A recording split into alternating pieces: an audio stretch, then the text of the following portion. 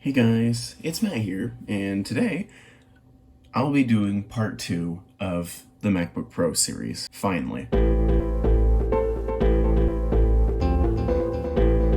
So as you can see, here is my MacBook Pro. This is the 2010, and, well, you can see that I've actually done quite a bit with it. Along with it, the lighting's not great because it's kind of rainy, so if you hear thunder, I'll try to make sure I edit it out if I can. So, as you can see, I've got my MacBook Pro here, and I'm going to go to the About This Mac section here. It is running Lion, as you can see there, 10.7.5, and well, I actually used this quite a bit for other things. In fact, I've actually installed Lion on here for the iPod project because you need Lion in order to actually, use some of the utilities that you need to actually gain root access and all that kind of stuff. So it's been kind of a pain. So I was like, okay, I had Lion on my Mac Pro, so I'll just install it on the MacBook Pro and, get to it that way.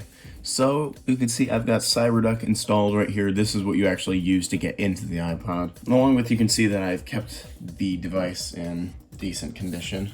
I make sure to always be careful with my stuff. So along with Lion, I actually do use iTunes with it to sync obviously devices and stuff. So I actually do have a genuine use for Lion. Now you're probably like, well, you installed Lion on here, but you didn't actually install anything else. Well, I did. The MacBook Pro under Lion can't see the High Sierra partition because I have formatted in APFS, so it has no clue. So it has no clue that it is there. However, I can search disk utility in the Spotlight search, and well, I'll find that there is an extra partition here, right there, that cannot be mounted. This is the APFS partition. So, in fact, we should probably boot into that now, and I have to restart through here.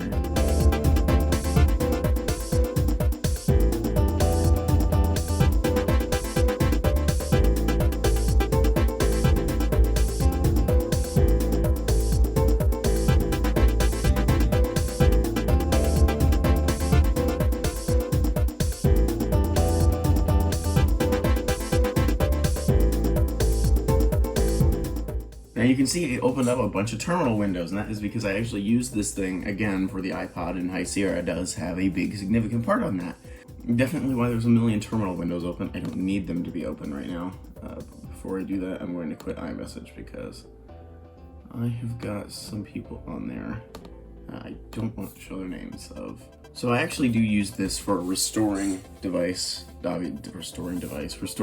and such. I do use this for 32-bit applications. You can see I have iWeb on here. This is for managing my website. I've got Text Wrangler here. I actually do have mod trackers on here as well, just in case I bring this around.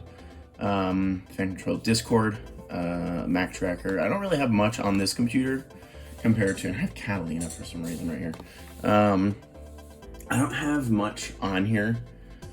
Wait, why is Catalina here? So I actually do use this computer for a lot. I actually have used it I haven't used it for video editing. I do sometimes use it to make some music, and I actually am planning on making a Bandcamp very soon.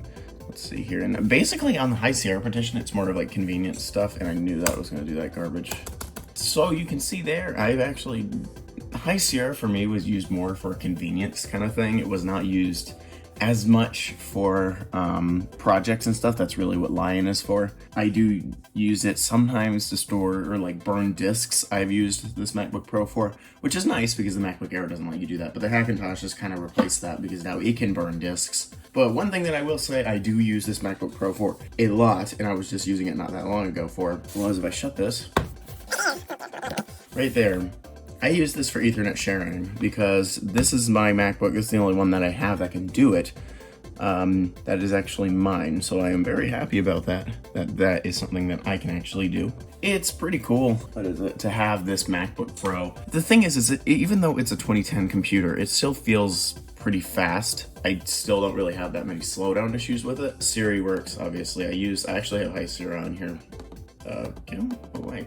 For Siri. If you remember part 1 of this series, you'll remember that it was mainly an unboxing and an OS install of that kind of sort. So yeah, I actually was considering wiping the High Sierra partition on here for macOS Mojave not that long ago, but I since decided, I'm like, you know what, now I don't really want to do that. So I just kept a partition of High Sierra, and then I eventually deleted Mojave because I wasn't very happy with it. And High Sierra could do most of what I wanted it to do anyways. One thing that I will say about this MacBook Pro specifically is that it probably will be getting Big Sur. Probably will be putting macOS Big Sur on here. I'll be probably putting macOS Big Sur on a lot of my computers that can actually run it. And what sucks is that the Mac Pro, which is on the side here, I don't know if you can see it. I'm putting the brightness up. Let's see, where's the cursor? Can you see the cursor? Yes, so the Mac Pro right here, that is stuck on El Cap, and it will be that way forever because you can't go any higher than El Cap on here because the CPU does not support it, and there's no way for me to force it on there. So El Cap will be staying on this machine. There are some machines that I will be putting Big Sur on, such as this MacBook Pro. I've got a 2010 Mini that will be going on here, and this will probably get a lot of use with Big Sur, but I'm hoping that, what is it? People are saying that there's not going to be graphics acceleration. At least they haven't figured it out just yet. I'm honestly hoping that people can figure that out because, I mean, I would love to have, you know, transparency and, you know, have it look kind of nice. So if I don't get that, that's okay. I've got two of my machines that I do use, my Hackintosh and my MacBook Air. Both will, first of all, one of them does not natively support it. The Hackintosh obviously doesn't natively support any kind of macOS, but the MacBook Air does, and the Hackintosh will run Big Sur with Big Sur. Will run Big Sur with graphics acceleration, so there's that. Unfortunately, I will need to change the SM BIOS of that, but that's getting off track. So I actually still use this MacBook Pro. I'm planning on using it for several more years. And I am very excited to keep using this for what I use it for, such as I use this for audio recording, since it has a dual purpose headphone jack. I use it for data migration, especially with the older AirDrop. It makes it nice because I can AirDrop between this to this Mac Pro here, because the Mac Pro does have AirDrop because it has a Wi-Fi card in there. But yeah, that's basically it for the video. Thank you guys so much for watching this video.